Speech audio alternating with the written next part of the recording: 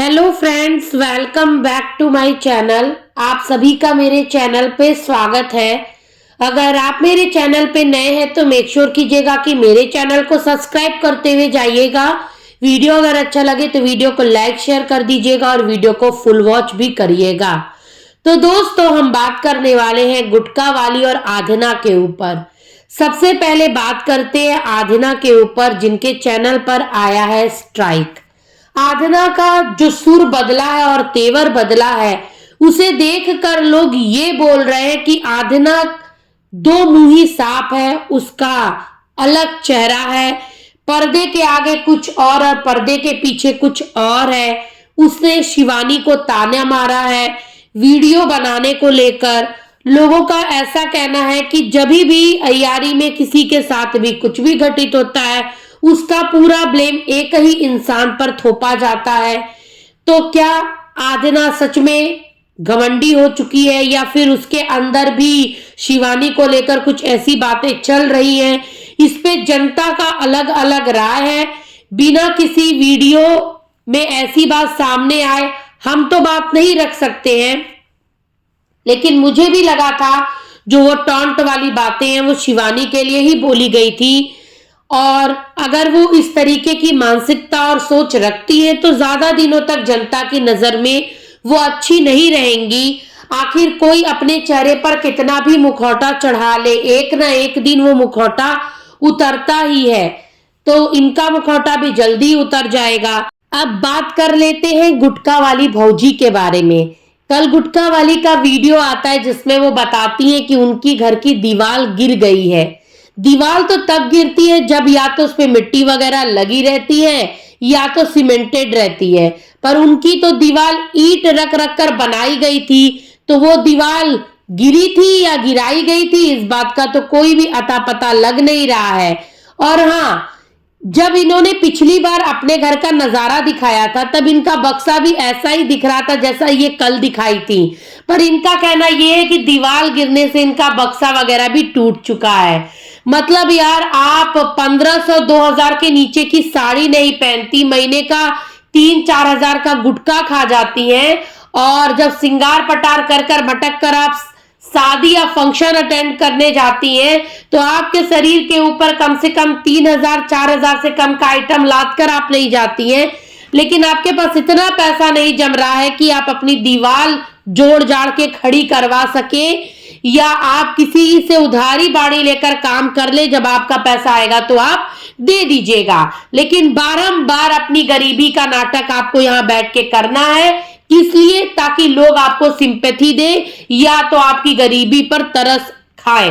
एक बात बताइए, जब आप बोलती हैं कि आपके पास खेत है, जब आप बोलती हैं कि आपके पास जानवर है, और जब आप अच्छे से सोने की ज्वेलरी पहन रही हैं, चांदी की करधनी पहन रही हैं, 2-2.5 हजार के नीचे की साड़ियां नहीं पहनती क्योंकि आप वर्क वाली भारी भारी साड़ियां पहनकर शादी में जा रही हैं, artificial matching jewellery, matching bag सब लेकर जाती, तो ये सब चीजें फोकट की तो आती नहीं है, फ्री की तो आती नहीं है, पैसा लगता है।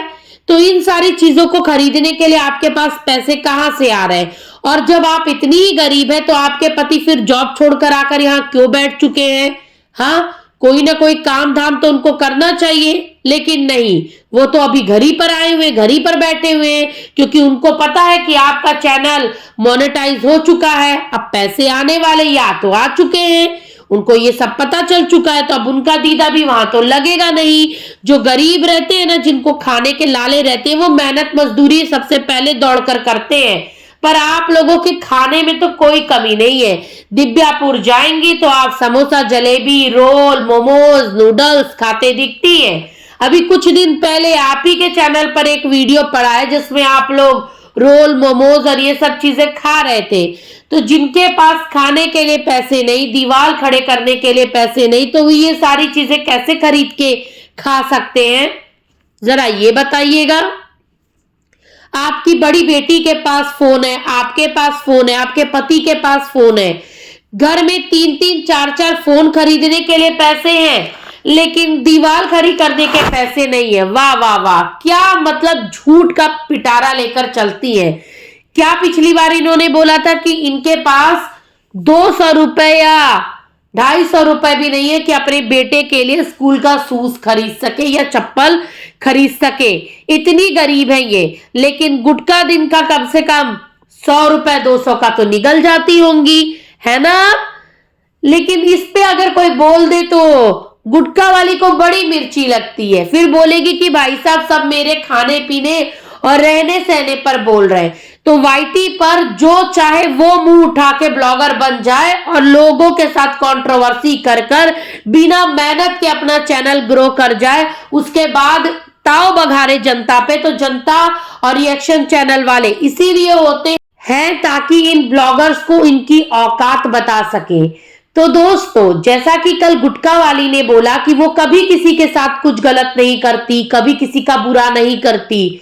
अच्छा, तो जब आप इंटरव्यू वाले नकली भैया के स्टूडियो में जाकर ये बोली थी कि आपको ये गुटखा वाली नाम शिवानी ने नहीं पत्रकार भैया ने दिया था, आपको फेमस शिवानी ने नहीं पत्रकार भैया ने करा था, तो ये सब झूठ नहीं था क्या?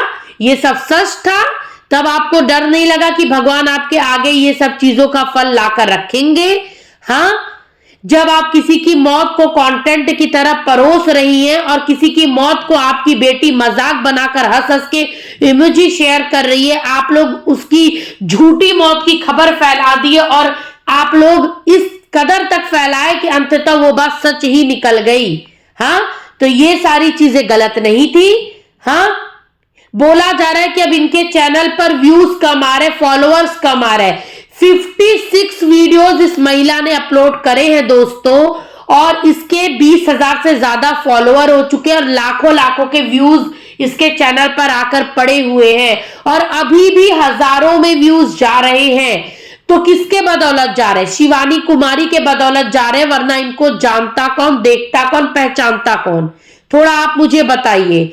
सालों साल लोग मेहनत करते हैं, तभी भी वो 1000, 1500, 2000 फॉलोअर भी नहीं बढ़ा पाते, लेकिन इनके सिर्फ कुछ ही दिनों में महीना भर के अंदर चैनल बन भी जा रहा है, चैनल मोनेटाइज भी हो जा रहा है, दूसरे महीने से पेमेंट भी आने लग रही है। तो सोचिए जरा, इन लोगों के तो चारों खानों में मजे मजे ही हैं, दोनों हाथों में मोतीचूर के लड्डू है, फिर भी ये लोग उस लड़की का बुरा कर रहे हैं।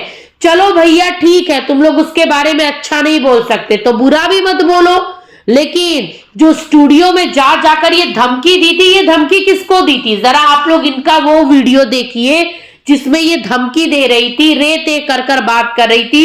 इस प्रकार की भाषा का प्रयोग करना क्या उचित होता है? क्या किसी रिएक्शन चैनल वाले ने इनको गाली गलौज करके बात करी? नहीं। जो वीडियो में दिखाती है उसके आधार पर लोग बात कर देते तो इनको बुरा लग जाता है।